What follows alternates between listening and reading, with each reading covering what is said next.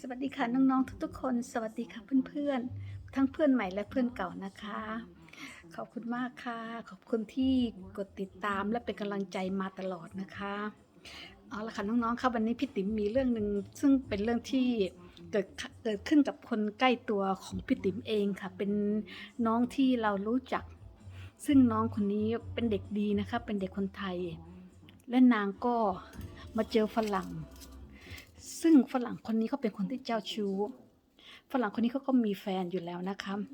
แต่น้องก็ไปชอบเขาซึ่งพอไปชอบเขาผู้ชายก็เหมือนจะจับปลาสองมือจะจีบจะอยู่กับแฟนด้วยแล้วจะเอาน้องคนนี้ด้วยซึ่งน้องผู้หญิงคนนี้จะยอมอยู่แล้วค่ะเพราะว่ารักเขามากจนผลสุดท้ายก็เรื่องของเรื่องมันคือว่าผู้ชายก็เดี๋ยวมาเดี๋ยวไปเดี๋ยวมาเดี๋ยวไปอย่างนี้จนทั้งน้องคนนี้เขาทนไม่ไหวนางก็เลยมีแฟนใหม่ซึ่งแฟนใหม่ก็เป็นคนดีเหมือนกันค่ะแล้วก็แฟนผู้ชายคนนั้นรู้ว่าน้องเขามีแฟนใหม่ก็เริ่มหึงหวงเริ่มกลับคืนมาอยากจะขอคืนอะไรอย่างนี้ค่ะน้องเขาก็บอกว่าถ้าจะกลับคืนมาหาเขาต้องแต่งงานผู้ชายคนนั้นก็สองจิตสองใจเพราะที่จริงผู้ชายคนนี้เนี่ยเขาไม่ได้รักน้องคนนี้นะคะเขารักแฟนเขาซึ่งเขาคบกันมานานแต่ทีนี้เขาคงจะกลัวเสียน้องผู้หญิงคนนี้ไปค่ะแฟนเขาเป็นฝรั่งนะคะซึ่งเขากลัวจะเสียน้องคนนี้ไปก็เลยตัดสินใจขอน้องคนนี้แต่งงานซึ่งเขาก็แต่งงานกันค่ะแต่งไปแต่งมาเด็กคนนี้ก็มีท้องพอมีตั้งท้องเสร็จ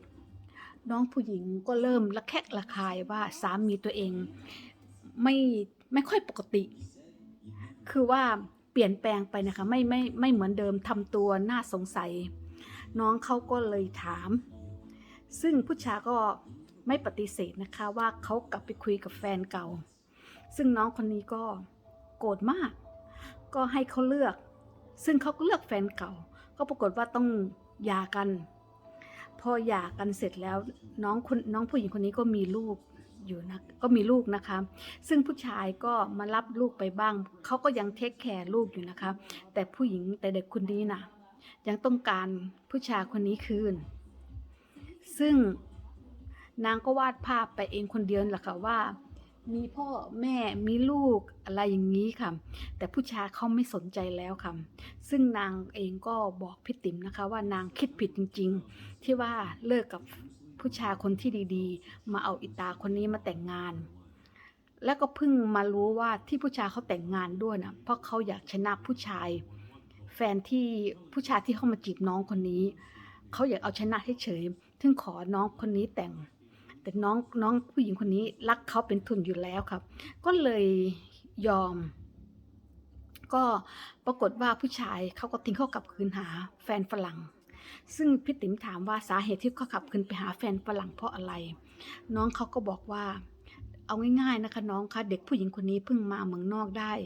มาอยู่ได้ไม่ถึง2 ปีภาษาอังกฤษน้องเขาถามว่าเก่งไหมก็ไม่ค่อยเก่งเท่าไหร่ค่ะแต่น้องเขาเป็นเด็กนิสัยดีนะคะภาษาอังกฤษไม่เก่งซึ่งพี่ติ๋มคิดว่าอาจจะเป็นเพราะภาษาก็ได้ค่ะเพราะผู้ชายคนนี้เขาไม่เคยไปกับโอเรนโตมาก่อนแต่น้องผู้หญิงคนไทยคนนี้นะครับไปจีบเขาก่อนเพราะชอบเขามากเห็นเขาก็เลยชอบก็เลยจีบก็คงจะพูดภาษาอะไรรู้เรื่องบ้างไม่รู้เรื่องบ้างนั่นแหละค่ะก็ผู้ชายเลยกลับไปคืนแฟนเก่าแล้วเขาก็แต่งงานกับแฟนเก่าด้วยนะคะตอนนี้เขาแต่งงานกันเรียบร้อยแล้วแต่ผู้ชายก็ยังดูแลลูกแต่ตอนนี้ผู้ชายก็พยายามจะเอาลูกไปอยู่ด้วยซึ่งตอนที่น้องเขาแต่งงานตอนที่เขาคลอดลูกนะรู้สึกว่าจะใช้นามสกุลผู้หญิงนะคะแล้วทีนี้ผู้ชายก็เลยขอให้เปลี่ยนเป็นนามสกุลเขาได้ไหมเขาจะได้มีส่วนมาร่วมด้วยกับชีวิตเด็กคนนี้รู้สึกว่าผู้ชายจะรักเด็กนะคะแล้วก็อีกอย่างหนึ่งที่ทำให้น้องผู้หญิงคนนี้เขาเสียใจมากก็คือลูกตัวเองนะกับไปถูกกับแม่ใหม่และสนิทสนมกับทางนู้นแล้วดูดูแล้วว่าลูกจะมีความสุขกับทางนู้นมากกว่าตัวเองซึ่งน้องคนนี้เขาก็ไม่รู้จะทำยังไงพี่ติ๋มก็บอกเขานะคะว่าถ้าคิดถึงอนาคตของลูกอยากเห็นลูกมีความสุข มีชีวิตที่ดีก็ปล่อยให้เขาไปอยู่กับพ่อเพราะว่าเราตอนนี้ยังไม่มีฐานะที่จะเลี้ยงลูกได้จริงๆเพราะว่าการเลี้ยงลูกคนหนึ่งนะค่าใช้จ่ายมันแพงนะคะอีกอย่างเราทำงานแบบว่าไม่เต็มเม็ดเต็มหน่วยที่จริงตอนที่เขาหย่ากันเขาไม่ได้แย่งกันเรื่องลูกนะคะผู้ชายให้ผู้หญิงมีให้ผู้หญิงเอาลูกไปค่ะแต่เขาก็มารับมาส่งอย่างเสาร์อาทิตย์เขาก็มารับลูกอย่างนี้ค่ะเขาก็เลยไม่มีปัญหากันแต่ทีนี้ผู้ชายก็คงจะเริ่มรักลูกกับพอสนิทสนมกันด้วยลูกโตขึ้นก็เลยเริ่มรักลูกก็อยากจะเอาลูกมาอยู่ด้วยซึ่งพี่ติ๋มถ้าเขาสู้กันนะคะผู้น้องคนนี้ต้องเสียลูกจริงๆค่ะเพราะว่าน้องคนนี้เขามีทำงานไม่มีงานประจำทำงานที่ห้องอาหารซึ่งไม่มีรายได้อะไรซึ่งทางศาลถ้าเขาจะดูจริงๆถ้าเขาดูอย่างนี้นะคะถ้าฟ้องร้องผู้ชายได้ลูกแน่นอนค่ะพี่ติ๋มก็เลยบอกน้องเขาว่าก็ทำไมไม่ให้แฟนไปเลยคิดถึงอนาคตลูกผู้ชายเขาก็ห้ามเขาไม่ห้ามไม่ใช่เหรอว่าเสาร์อาทิตย์อยู่มาเยี่ยมลูกได้อะไรอย่างนี้สงสารน้องนะคะน้องเองก็คงรักสามีมากค่ะแล้วก็นั่งฝันอยากมีผู้ชายแล้วก็เขาแล้วก็ลูกด้วยกันอย่างนี้ฝันลมๆแรงๆซึ่งกว่าจะหย่ากันได้นี่น้องคนนี้ก็เจ็บเยอะนะคะเพราะรักเขามากแล้วก็ไม่เคยรู้จักจำเขาก็โกหกมาตลอดซึ่งมารู้ทีหลังว่าตอนที่เขาแต่งงานกับน้องเขาเนี่ยผู้ชายคนนี้ก็ยังไปมาหาสู่กับแฟนเก่าเขาอยู่ค่ะก็นางก็มารู้ทีหลังก็เสียใจค่ะพี่ติ๋มก็บอกว่าก็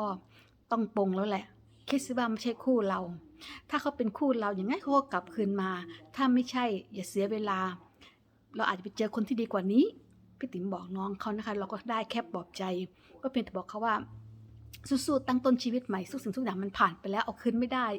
อดีตมันก็คืออดีตทุกสิ่งทุกอย่างผ่านไปแล้วเอากลับคืนมาไม่ได้อย่างเดียวคือตั้งสติตั้งต้นชีวิตใหม่ตั้งตัวหางานทำดีๆแล้วก็ถ้าเจอผู้ชายดีๆก็รีบแต่งซะบางครั้งเราก็จะจำเป็นต้องแต่งเพื่อความอยู่รอดคือว่าน้องเขายังไม่มีกรีนการ์ดค่ะเพราะว่าตอนที่เขาแต่งงานกับผู้ชายคนนี้เขายังอยู่ไม่ครบ3-4 ปีไม่ครบ5 ปีเพราะฉะนั้นน้องเขายังไม่ได้กรีนการ์ดแต่ก็หย่ากันก่อนแต่น้องเขาก็คงจะเริ่มรู้ตัวแล้วค่ะเพราะว่าพอพี่ติ๋มย้ายมาเราก็ไม่ได้เจอเขาอีกนะคะก็เลยไม่รู้เรื่องว่าเรื่องของน้องเขาเป็นไปยังไงตอนจบก็